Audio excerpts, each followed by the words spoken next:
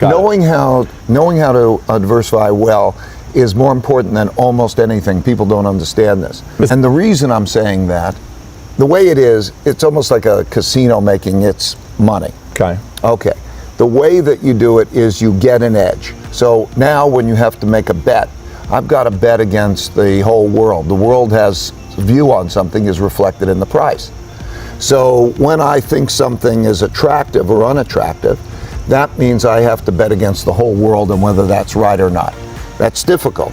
I get it right, more often than I get it wrong, but I'm going to get it wrong sometimes. And so when you can take a lot of different bets, what you can do is, like the casino, you'll get your average that your bet would be, but you'll reduce your risk of one of those tables not being the table that's paying off. And so that margin, so I can reduce my risk without reducing my return by knowing how to diversify. And I'd say that's particularly important for the people who are listening, your investors. Because what they've got to reduce risk without reducing return. That's right. That's the specialty. That's right. It's the most important thing that you could start off doing.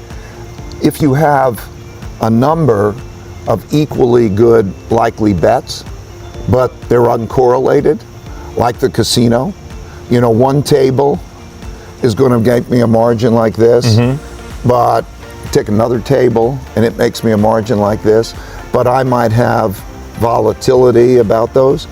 Let me take all those investments that I think will make 10%, so that's my return, but they're uncorrelated with each other. That means I'll still get the 10. I don't lower my 10, but my diversification means I lower my risk. So I improve my return to risk ratio.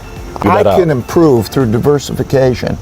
I can improve my return to risk ratio by a factor of 5.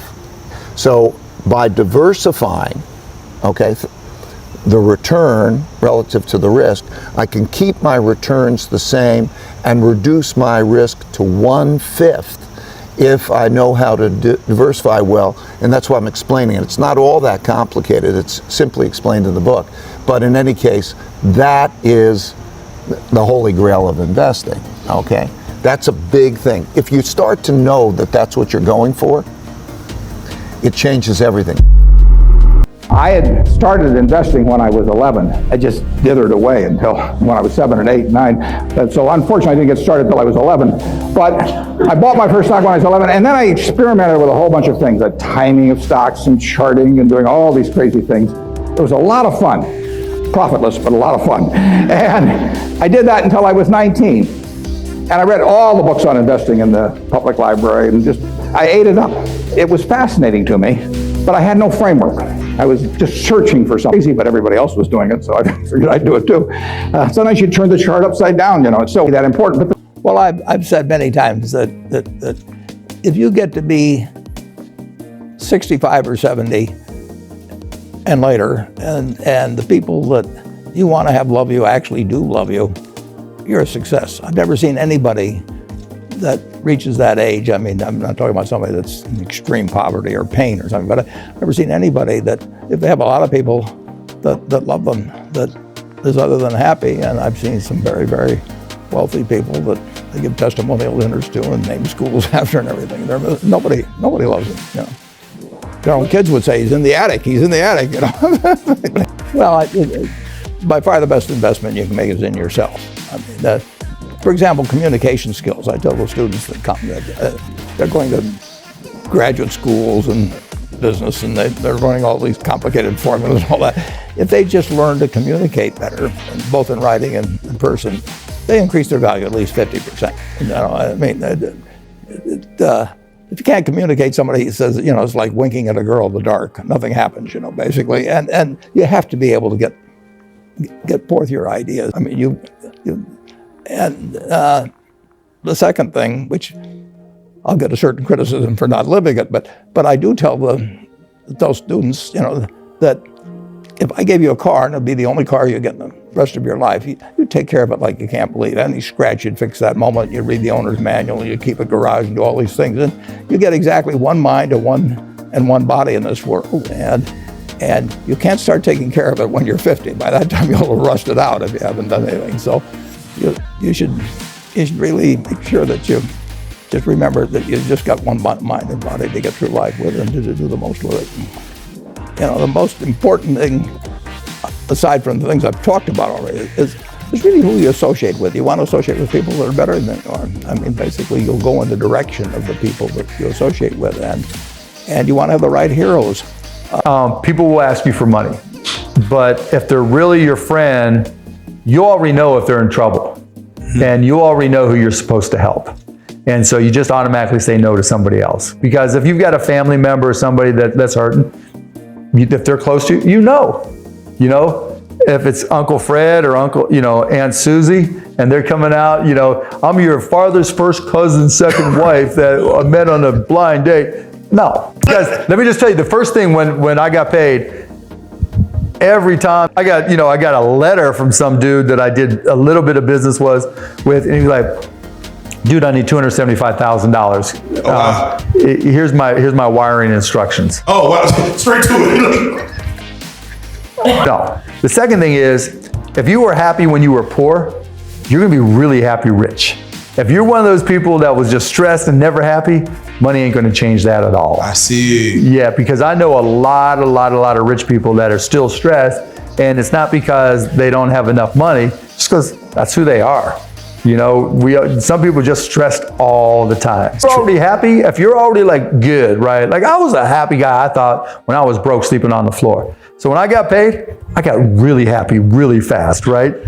So, other people, when I sold broadcast.com, out of 330 employees, 300 became millionaires. Oh, wow. Yeah, and the 30 started too late to earn all their options, right? And so there were a lot of people that were happy, and there were a lot of people that you weren't going to make them happy no matter how much money they had. If there's the one thing that they want, okay. Go get it. Right? But now with interest rates up, go put it in just like a treasury or a tax-free municipal and just let it sit there and don't touch it. Don't just spend that interest money, because if you got $2 billion and you're making 40%, that's $80 million a year, or 4%, you're making $80 million a year. That much money, it doesn't even matter. Doesn't even matter. There you go. So the strategy became day trading attention. When you day trade attention, my friends, here's what you do. You don't overspend on what everybody believes is tried and true. Every single company in this gorgeous conference right now is grossly overspending money on things that they've been doing for the last decade, because it's the things that they accept, or the reporting justifies it, or they're just lazy to try something new. Everyone. And so what you do when you day trade attention is you have to find angles. What's underpriced? How many people here do email marketing or have done email marketing in their lives? Raise your hands. Perfect, a lot of you. I know tens of thousands of people, and I know thousands of people extremely well, and I know hundreds of people deeply well. There is no correlation between how much money someone makes and their level of happiness. I have friends who make $47,000 a year and are the happiest people I know. Their work-life balance is on point. They're part of 2 soccer teams. They play video games. They watch every show they want. They take 2 vacations that they scrap together, and they're freaking happy as hell. And I know tons of people who I grew up with in the Silicon Valley boom who have hundreds of millions of dollars in their bank account and are as miserable and as lonely and as broken as you'll ever see. So I implore all of you to please reverse engineer and figure out who you are, and figure out what level of monetizing and stuff you need and what level of creativity you need. I promise you one thing that will catch you very off guard. I should be way more rich. I leave money on the table every day. I've left ungodly amounts of money on the table. I spend tons of times sending DMs and engaging with people, meeting people randomly and not cashing in. I actually believe the statement I'm about to make. I think that I love the journey and the game of entrepreneurship so much that I have subconsciously sabotaged my financial upside. I use debt to invest, but to be able to do that, to go to here, to get rich, to do that, you've really got to have a lot of financial education. I don't recommend it. Number one type of income is earned income. That's earned income. It's when you work for money, it's earned. So these are the guys that pay tax. So when all the guys are screaming tax the rich, well, you can't tax them because they don't have jobs. Nothing. Get a job. Well, jobs are disappearing. Not only that, is that with artificial intelligence and G5 coming, more jobs are going to be wiped out. Plus, with driverless cars, more jobs are getting wiped out. So why would you go to school to get a job? Look at all the pensions of the school teachers, firefighters, and all the guys with 401ks. They're all bankrupt because Wall Street stole their money from them. You know? And the Federal Reserve Bank, they're run by PhDs, like my poor dad. And PhD stands for poor, helpless, and desperate. The Fed has not been right in years. And everybody worships the Federal Reserve Bank. If you're going to be an entrepreneur or a capitalist, you have to have one of these. If you're going to be rich, you have to have one of these. But 99% of all high school students leaving school and college have no idea what this is. You have FICO scores, you know, but you don't know what this is. No. So that's why I wrote the book Fake. Fake money, fake teachers, fake assets. And what Wall Street is telling you to do is just give your money to them. Yeah. That's risky.